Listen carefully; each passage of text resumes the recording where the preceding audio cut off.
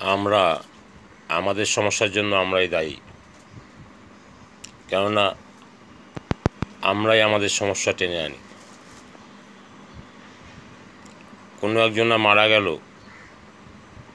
শ্মশানে যেতে হবে কিংবা তাকে দেখতে যেতে হবে, আমরা পুরানো জামা কাপড় যেগুলো অচল সেগুলো পরে যাই যাতে ছোঁয়া লাগবে সেই জন্য। কিন্তু আমাদের যাওয়া উচিত কিন্তু ভালো জামা কাপড় পরে, কেন ওখানটায় সবাই শোকাচ্ছন্ন জরাজীর্ণ অবস্থায় আছে। আপনি যদি স্মার্টনেস নতুন কিছু পরে যান তাহলে